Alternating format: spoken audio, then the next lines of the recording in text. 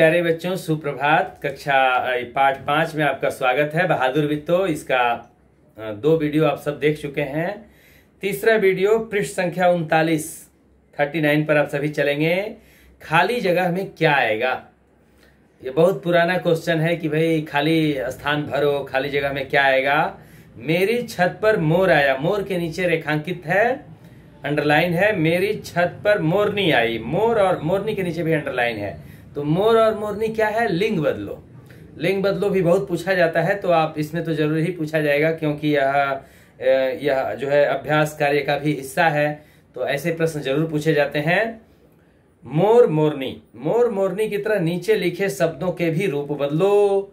औरत का क्या होगा? औरत मर्द, शेर शेरनी, बच्चा बच्ची, घोड़ा घोड़ी, मछुआरा मछुआरिन, राजा रानी।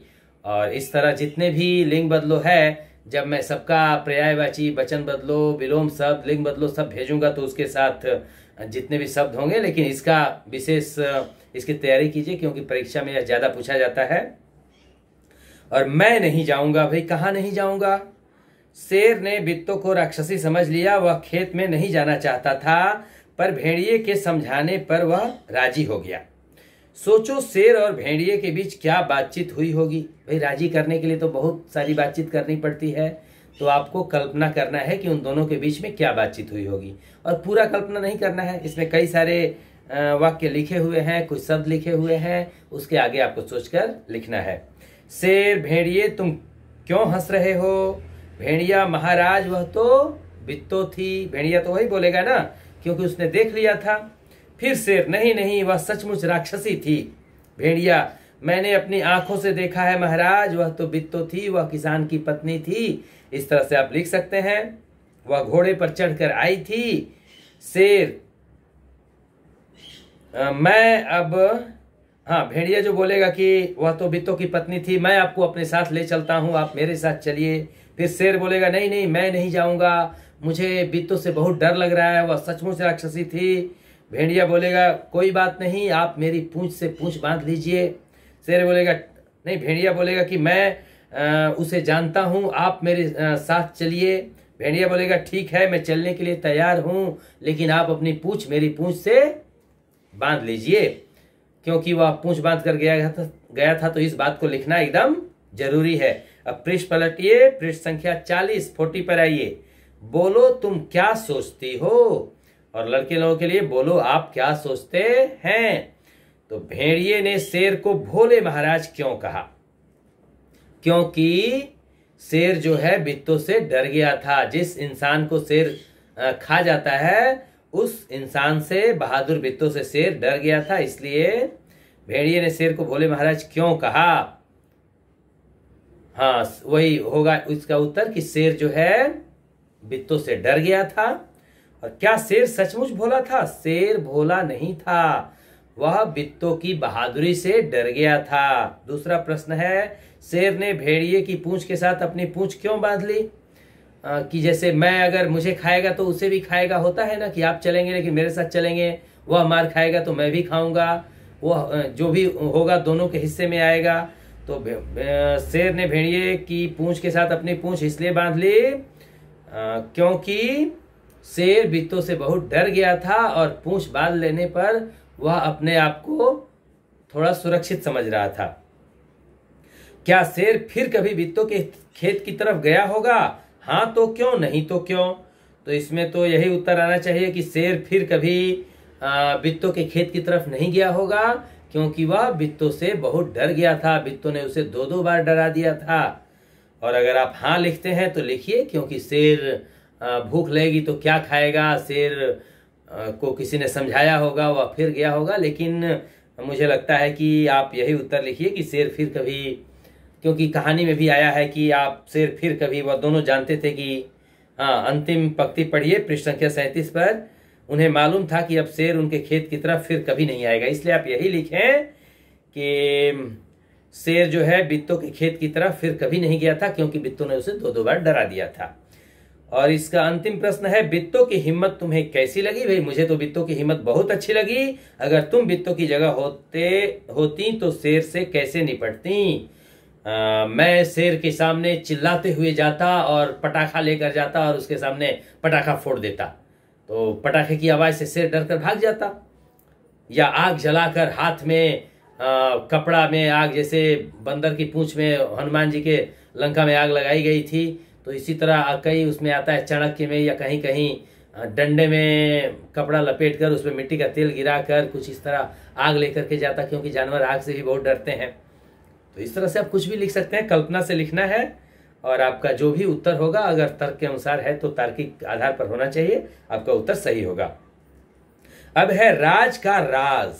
देखिए बच्चों, ये जैसे राज है, राजा राम अयोध्या पर राज करते थे, या बहुत पहले बहुत राजा राज करते थे।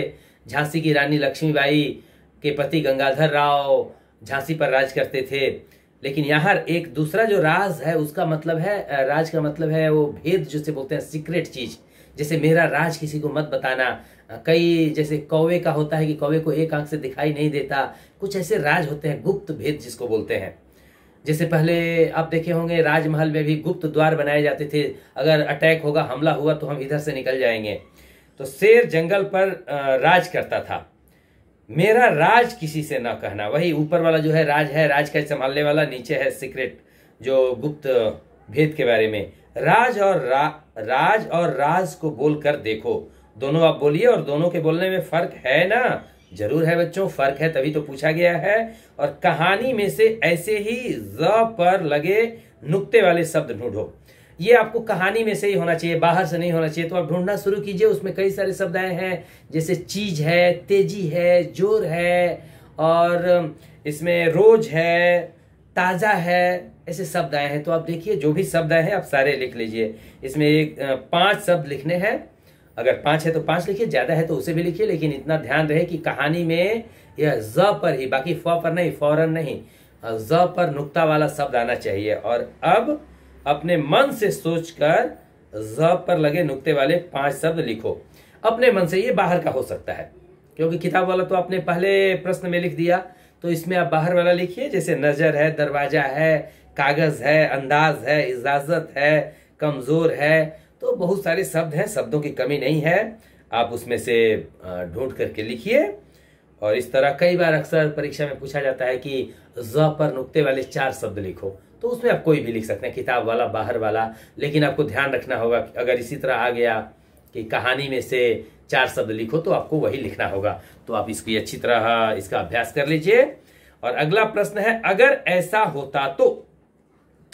कहते हैं ना कि अगर मान लीजिए वह सचिन तेंदुलकर छक्का लगा देता तो इंडिया जीत जाता, झांसी की रानी लक्ष्मीबाई अंग्रेजों को हरा देती तो झांसी पर अंग्रेजों का राज नहीं होता, अगर झांसी की रानी नहीं, उनकी जिंदगी नहीं गई होती तो अंग्रेज यहाँ से बहुत जल्दी चले जाते। कई ऐसी बातें होती है। यहाँ देखते हैं क्या है। अगर ऐसा होता तो, अगर तुम शेर की जगह होती तो क्या करती? भाई शेर है, जंगल का राजा है, हम होते तो हम बित्तों को मार के खा जाते, किसान को भी मार कर खा जाते।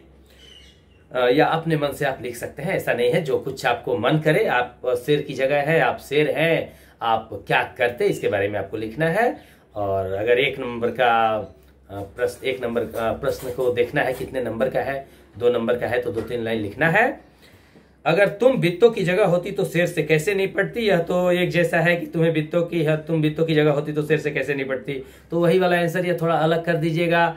मैं बित्तों की जगह होती तो शेर को मारकर खा जाती, शेर को डरा देती, मैं भी शेर को डरा देती, या पटाखा फोड़ देती, आग जलाकर जाती, चिल्लाते हुए जाती, कुछ भी आप लिख सकते हैं।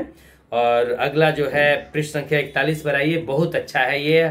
ऐसे प्रश्न में बच्चों के, कमजोर बच्चों के भी बहुत अच्छे अंक आते हैं। पहचानो तो, पहचानना है आपको, और बच्चे तो पहचानने में माहिर होते हैं। कहानी में तुमने दराती का चित्र देखा, नीचे ऐसे ही कुछ और औजारों के चित्र दिए गए हैं। कहानी में आप दराती का चित्र देखें, उन्हें पहचानो और बॉक्स में दिए शब्दों में से सही शब्द ढूंढ कर लिखो। पेचकस, खुरपी, करनी, हथौड़ी, आरी। तो आप सभी आप देखे होंगे, पेचकस से मैं माइक में कहीं कहीं चीज टाइट करते रहता हूं। तो पेचकस क्या है आप ढूंढिए, और बस देख करके लिख देना है, तो मात्रा की भी गलती नहीं होगी, शब्द भी बस आपको देखकर उतार देना है, पहचानना है कि कौन क्या है। तो इसको मैं छोड़ देता हूं या बता दूं। हथौड़ी से आप कील तो ठोके ही होंगे, कई जगह विद्यालय में भी कील निकल जाती है तो हम लोग का बढ़ई को बुलाने की अपेक्षा एक दो हथौड़ी मार देते हैं और कील अंदर चली जाती है, तुरंत समाधान हो जाता है समस्या का।